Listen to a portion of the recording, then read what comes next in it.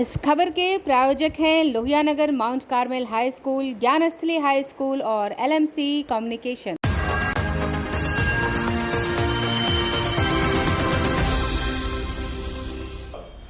नमस्कार, मैं हूं दिव्या और आप देख रहे हैं आंखें न्यूज 24। आइए सबसे पहले नजर डालते हैं आज के मुख्य समाचारों पर। नीतीश मंत्रिमंडल की बैठक में 21 एजेंडों पर लगी मोहर, कई नए पदों का हुआ सृजन।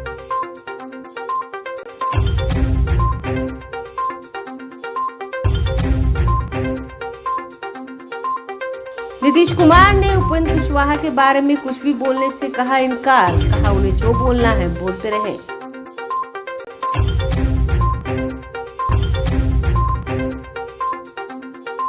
आलोक मेहता को जान से मारने की धमकी पर प्रतिक्रिया देते हुए आलोक मेहता ने कहा, चूल हिलाकर रख दूंगा।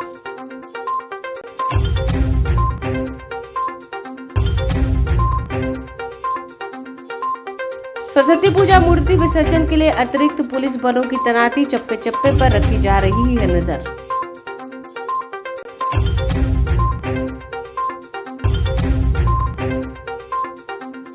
और उपेंद्र कुशवाहा ने कहा, जदयू में हिस्सा लिए नहीं जाऊंगा, पार्टी के लिए लड़ाई लड़ूंगा। अब समाचार विस्तार से।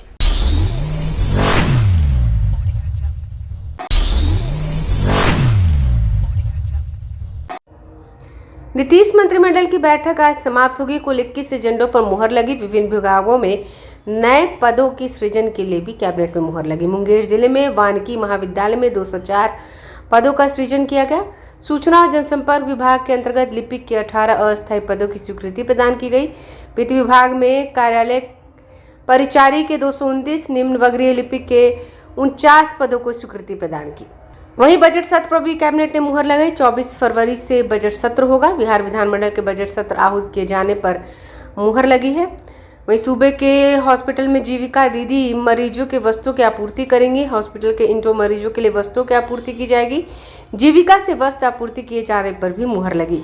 64 ठेगा से किलोमीटर 94 फलवा,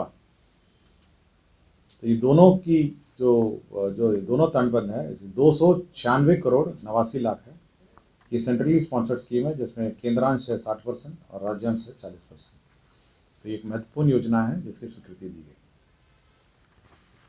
अस्पतालों में व्यवस्था रहने का और जो फूड का व्यवस्था है, डाइट का, उसमें सुधार करने के लिए राज्य सरकार ने सभी सदर अस्पताल, जिला अस्पताल एवं अनुमंडलीय अस्पताल में जो इंडोर पेशेंट होते हैं, अंतरवासी जो है, उसे वस्त्रों की आपूर्ति, अस्पताल भवन एवं परिसर की साफ सफाई एवं वस्त्रों की धुलाई एवं सभी चिकित्सा महाविद्यालयों में मरीजों के लिए वस्त्र की आपूर्ति, अस्पतालों के भवन परिसर की साफ सफाई का कार्य अब बिहार जीविकोपार्जन समिति द्वारा संपोषित संगठन जीविका के माध्यम से किए जाने का स्वीकृति है। तो जीविका के माध्यम से अब ये काम होगा। सभी के वस्त्रों की आपूर्ति, अस्पताल भवनों एवं परिसर की साफ सफाई। तो ये निर्णय लिया गया है कि जीविका ही अब इनके जो यूनिफॉर्म है ये सब सिलेंगी, मेडिकल जो पेशेंट्स हैं उनकी सिलेंगी और साफ सफाई रखेंगी। कदम कुआं में आपको जानकारी होगी कि राज्य सरकार समय समय पर इसको रिवॉल्विंग फंड, कॉर्पस फंड देती रही है। तो पहले 5 करोड़ दिया गया था और राशि कम पड़ने के कारण 2 करोड़ और सहायक अनुदान रिवॉल्विंग फंड के रूप में दी गई। इसमें प्रशिक्षण का कार्य चलता है और उत्पादन का कार्य भी चलता है। मुख्यमंत्री नीतीश कुमार ने भारत जोड़ो यात्रा में शामिल नहीं होने पर कहा कि यह उनका कार्यक्रम है, लेकिन हम लोग विपक्ष को एकजुट करने पर बात करेंगे। अभी चुनाव में समय है। उन्होंने कहा कि सभी दल मिलकर आगे बैठक कर काम करेंगे। हम तो इंतजार कर रहे हैं कि समाज में मिलकर बात करें। 7 पार्टी के लोग एक साथ हैं और सब काम कर रहे हैं। वहीं उपेंद्र कुशवाहा पर नीतीश कुमार ने बड़ा बयान दिया। उन्होंने कहा, प्रत्येक दिन के बारे में कुछ बोला जाता है क्या? आदमी को अपना अधिकार है। उन्होंने कहा कि किस पार्टी ने उनको राज्यसभा में भेजा, इस पार्टी ने विधान परिषद में भेजा, हमको आश्चर्य लगता है। इनके बयान आप मत पूछिए। जनता दल यू के लिए इन बातों का कोई मतलब नहीं है, लेकिन हमारे कहने पर इनको शामिल किया गया। लोग इनको शामिल नहीं करना चाहते थे। उसके बाद उपेंद्र कुशवाहा के मामले में आप कुछ मत पूछिए, मैं कुछ नहीं बोलूँगा। अब तो आकर के ही लोग बताए, पूछते रहते थे तो कभी हो ही नहीं रहा था। आप अपने संतान के सर पर हाथ रख के कसम खाइए कि ये सब बात जो मैं कह रहा हूँ झूठ नहीं, क्या पता क्या बोल रहा है, इसका कोई मतलब है? आप कोई संतान की बात है, आप तो जान रहे हैं, आप तो नई पीढ़ी के लोग हैं, इन लोगों से और पुराने लोगों से पूछ लीजिए शुरू से हम लोग क्या काम किए। तो इस सब का कोई मतलब नहीं सर, इधर भी। और मेरी तो कोई रुचि नहीं है इन सब चीज़ों में, हमारा रुचि तो काम में। अब हम आश्चर्य हमको लग रहा है, अब प्रतिदिन मत पूछिए, अब कृपा करके आज के बाद पूछिएगा, हम आपको प्रणाम सर। करेंगे। कुशवाहा जी बोले हैं, सर कुशवाहा जी बोले हैं कि जेडीयू 43 सीट पे आ गई है, तब उनको उपेंद्र कुशवाहा का याद आता है। देखिए, कोई आदमी सपोज करिए कि चले गए, आए, स्वागत दे दिए, आ गए, अब उसके बाद हम लोग नहीं कुछ करेंगे, जो मन करे वो करें। पार्टी की तरफ से इन सब चीज़ों का कोई मतलब नहीं। वो कहें कि 43 सीट पे जेडीयू आ गई है, तब नीतीश जी को उपेंद्र कुशवाहा याद आता है 2019 में, 2009 में जब 17 सीटों पे चुनाव हार गए थे। जो मर्जी करे, 43 सीट हम लोग जिए, वो कोई सीट नहीं जिया, फिर चला आया यहाँ, तो काहे के लिए आया था जब 43 सीट हम लोग जिए थे? तो बोले एक अन्य मार्ग से फोन आया, क्यों आए? इसीलिए नहीं छोड़, अरे क्यों आए, फिर क्यों आए आप बोलिए? बोले एक अन्य मार्ग से 2021 में क्यों आए? हम लोग तो 20 में उतना कम हारे ही, तो हमको तो दुख था ही, आज तक कभी हुआ है? ये सबको पता है, ये सबको पता है कि हम लोगों को सीटें कम मिली। क्यों? इसलिए कि जिनके साथ थे वो एक वोट नहीं दिए और उनको हमारा पूरा वोट मिला, तो वो ज़्यादा जीते और ये हुआ। अब आप सोच लीजिए कि कोशिश कहाँ कर रहे थे।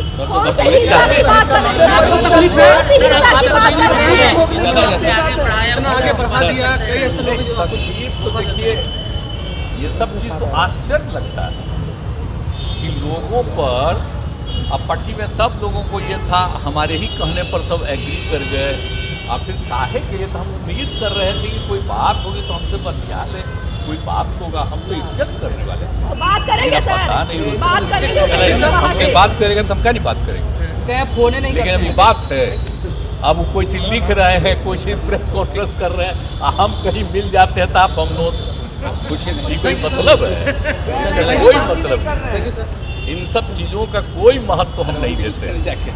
जिनको जो इच्छा हो, राजनीति में सबको अपनी अपनी इच्छा होती करे, लेकिन आप जान लीजिए कि कोई आ जाए कोई जाए तो अपनी इच्छा होती है, लेकिन ये पार्टी को कोई मतलब नहीं। पार्टी वाले लोग अपना काम में लगे रहते हैं। हम बार बार बता दिए कि पहले से सदस्यता अभियान की संख्या और बढ़ गई।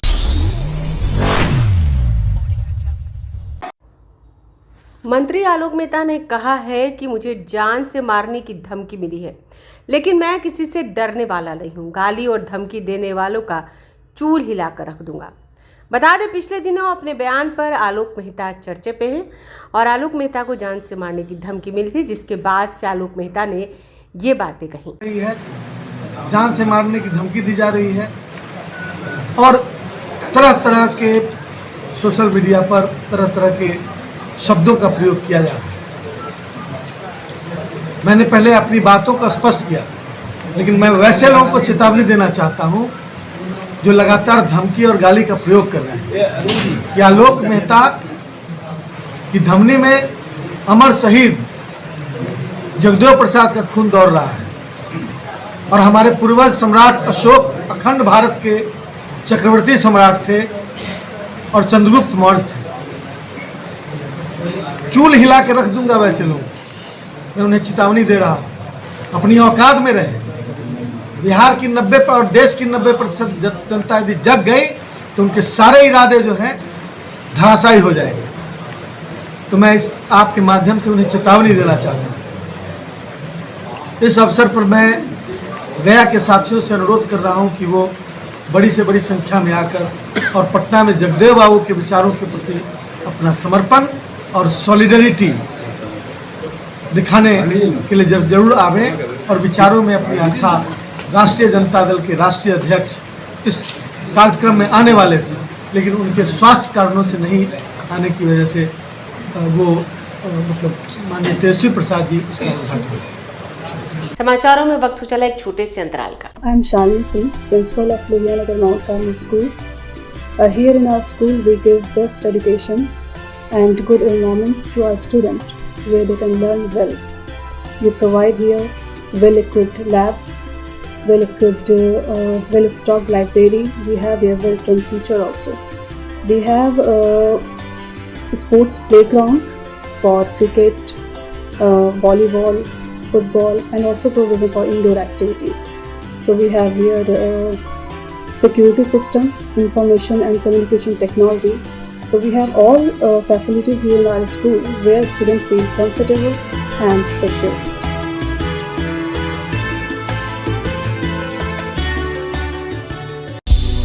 क्या आप पत्रकारिता के क्षेत्र में अपना कैरियर बनाना चाहते हैं? तो आज ही royal Ashoka institute of mass communication and journalism में अपनी जगह सुनिश्चित करें। आर्यभट्ट ज्ञान विश्वविद्यालय पटना से मान्यता प्राप्त 100% प्लेसमेंट के साथ royal Ashoka institute of mass communication and journalism नामांकन जारी है। हमारा पता है DS/16 गायत्री मंदिर के समीप कंकड़ बाग पटना 8,20,000। आप हमें संपर्क भी कर सकते हैं। हमारा मोबाइल नंबर है 9955456126। ब्रेक के बाद आपका फिर से स्वागत है। एडीजी मुख्यालय GS गंगवार ने प्रेस कॉन्फ्रेंस कर बताया कि 26 जनवरी समेत त्योहार शांतिपूर्ण रहा। आज से मूर्ति विसर्जन शुरू हो गया। विसर्जन के लिए अतिरिक्त पुलिस बल की तैनाती की गई है ताकि किसी भी तरह की घटना ना हो। शांतिपूर्ण विसर्जन के लिए पुलिस बल तैनात किया जा रहा है। जैसा कि आप लोगों को पता है, पूरे राज्य में 26 जनवरी का गणतंत्र दिवस पर्व पूरे हर्षोल्लास के साथ शांतिपूर्ण संपन्न हुआ है। अभी तक कहीं से कोई अप्रिय घटना प्रतिवेदित नहीं हुई। इसी प्रकार सरस्वती पूजा का पर्व भी शांतिपूर्ण चल रहा है।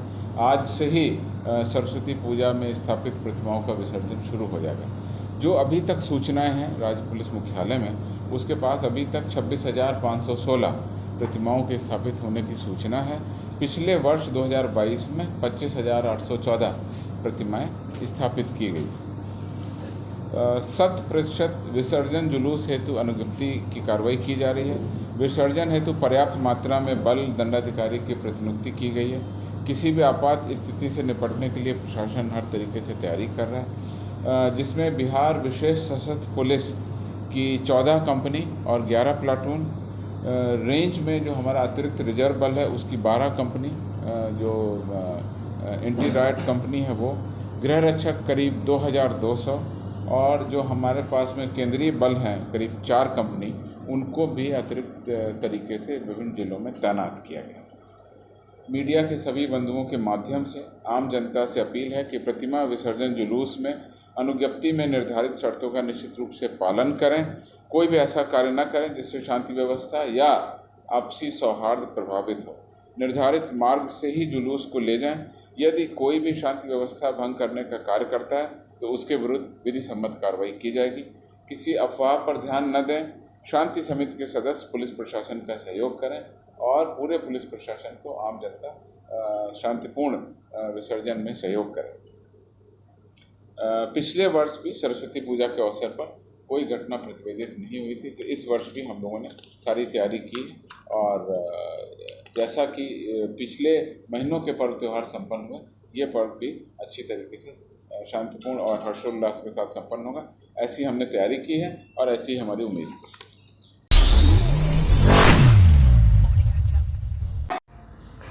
उपेंद्र कुशवाहा ने कहा है कि जब जब नीतीश कुमार कमजोर हुए, पार्टी को जरूरत पड़ी तो उपेंद्र कुशवाहा का याद आया। आज पटना में संवाददाताओं को संबोधित करते हुए उन्होंने कहा, अभी भी समय है अपने और पराये को पहचानिए। उपेंद्र कुशवाहा ने नीतीश कुमार के करीबी और सलाहकारों पर तंज कसते हुए कहा, ये लोग आपको गुमराह कर रहे हैं। अगर अभी भी मुख्यमंत्री जी नहीं संभले तो पार्टी बर्बाद हो जाएगी। नीतीश कुमार दूसरों से हैंडल हो रहे हैं। कुशवाहा ने कहा कि 4-5 दिनों से मेरे बारे में कई तरह की बातें हो रही हैं। सीएम खुद इनमें शामिल है। मुख्यमंत्री ने कहा कि मीडिया और सोशल मीडिया के माध्यम से बात नहीं होनी चाहिए, बात पार्टी के माध्यम से होनी चाहिए। मैं सीएम से जानना चाहता हूं कि इसकी शुरुआत किसने की। जब मैं अस्पताल में भर्ती था तो मीडिया के माध्यम से किसने कहा कि कुशवाहा जी मुझसे बात करें। सोशल मीडिया और मीडिया के माध्यम से बात करने की शुरुआत खुद सीएम ने की। 43 पर आ गए तो उपेंद्र कुशवाहा याद आए। तो जब जब कमजोर हुए हैं उपेंद्र कुशवाहा को बुलाया गया है और आज इस तरह की बात की जा रही है। मैं कहना चाहता हूं आदरणीय मुख्यमंत्री जी से, मुख्यमंत्री जी आप खुद से अपनी इच्छा से काम कीजिए, आप दूसरे लोगों की इच्छा से मत काम कीजिए। दूसरे लोगों की इच्छा से काम कीजिएगा तो अभी नतीजा यहां तक पहुंचा है, आगे और नतीजा खराब हो सकता है। अपना पराया को पहचानने का काम कीजिए मुख्यमंत्री जी, हम तो सलाह ही दे सकते हैं इस मोड़ पर। आप पहचानिए जिस तरह की स्थिति आज बनी हुई है, जो कुछ लोग हैं जिस तरह से मुख्यमंत्री जी को हैंडल करते हैं, मुख्यमंत्री जी उस तरह से एक्ट करते हैं, यह ठीक नहीं। आदरणीय मुख्यमंत्री, बिहार की जनता ने आपके ऊपर भरोसा किया 2005 से लेकर अब तक, किसी और के ऊपर नहीं भरोसा किया। लेकिन अगल बगल में अब उस तरह के जो सलाहकार लोग हैं उनसे सलाह लेकर एक्शन कीजिएगा तो इसका नुकसान अभी हुआ है, आगे इतना नुकसान हो जाएगा कि अभी तो हम आग्रह कर रहे हैं, थोड़ी मेरी बात मान लीजिए, बैठकर चर्चा कर लीजिए। हमारी बात मानने लायक हो तो मानिए, न मानने लायक हो तो मत मानिए, लेकिन बैठकर चर्चा तो कर लीजिए। और नहीं कीजिएगा तो अभी तो हम समझते हैं कि नुकसान की भरपाई संभव है, ज़्यादा दिन नहीं है जब नुकसान की भरपाई भी नहीं कर पाइएगा, आपके हाथ में कुछ नहीं बचेगा। आदरणीय मुख्यमंत्री, कैसे दूसरे सलाहकार लोगों से हैंडल हो रहे हैं इस पर भी कभी अलग से हम बात करेंगे। हम साबित कर देंगे कि कैसे लोगों से हैंडल हो रहे हैं, खुद नहीं नीतीश कुमार जी अपनी इच्छा से कर पा रहे हैं। सच आज यही है, लेकिन इस पर भी हम आपको साबित करके बता देंगे, किसी और दिन आपको कष्ट देंगे। एक बात और मुख्यमंत्री जी ने कही है कि बुलाया और बहुत इज्जत दी है, तो इस विषय पर भी हम किसी दिन और बता देंगे कि 2021 में जब हम आए तब से लेकर कितनी इज्जत मेरी हुई है पार्टी में, कितनी इज्जत मिली है मुझको, इस पर भी किसी और दिन बताएंगे। अलग किसी दिन के लिए सब्जेक्ट रहेगा, लेकिन हम पूरा बताएंगे। अभी तत्काल एक अंतिम बात और आग्रह करना चाहेंगे।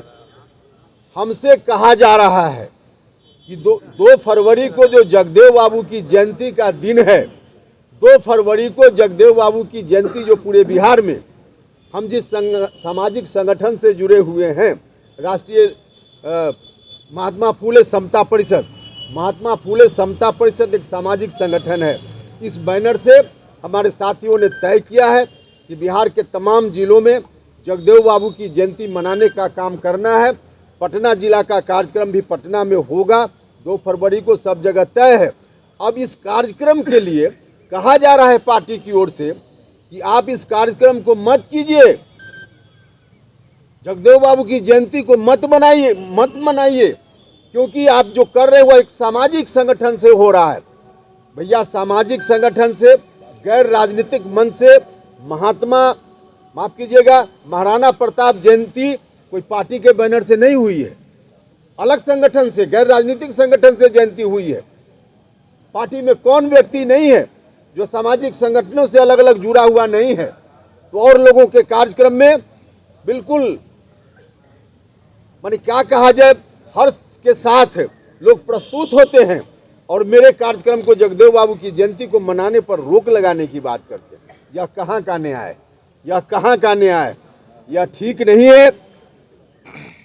इसलिए मैं कहना चाहता हूं कि 2 फरवरी का कार्यक्रम तो होगा ही, वो किसी के रोकने से नहीं रुकेगा, क्योंकि हम पार्टी में हैं तो पार्टी में हैं, लेकिन सामाजिक एक्टिविटी के बिना पार्टी को भी ताकत देना संभव नहीं है। हम यह नहीं कह रहे कि दूसरे लोगों ने क्यों किया, सामाजिक संगठन से दूसरे लोगों ने किया, अच्छा किया। महाराणा प्रताप की जयंती हुई, अच्छा हुआ, निश्चित रूप से ठीक हुआ। उसी तरह से जगदेव बाबू की जयंती भी हो, समता परिषद से हो, इसमें क्या ऐतराज है? यह भी होना चाहिए और होगा। आइए एक बार फिर नजर डालते हैं आज के मुख्य समाचारों पर। नीतीश मंत्रिमंडल की बैठक में 21 एजेंडों पर लगी मुहर, कई नए पदों का हुआ सृजन।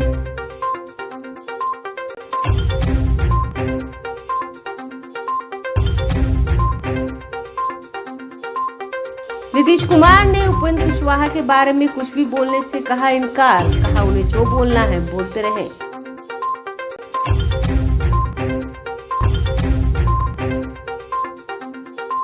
आलोक मेहता को जान से मारने की धमकी पर प्रतिक्रिया देते हुए आलोक मेहता ने कहा, चूल हिलाकर रख दूंगा।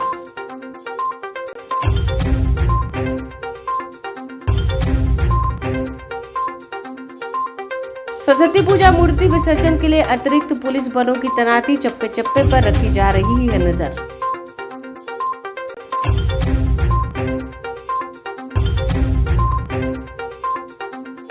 और उपेंद्र कुशवाहा ने कहा, जदयू में हिस्सा लिए नहीं जाऊंगा, पार्टी के लिए लड़ाई लड़ूंगा। अगर आपने अभी तक हमारे चैनल को सब्सक्राइब नहीं किया है तो हमारे चैनल को जल्द से जल्द सब्सक्राइब करें, लाइक करें, शेयर करें और कमेंट करें। बाकी खबरों के लिए देखते रहिए आंखें न्यूज़ 24, नजर हर खबर पर।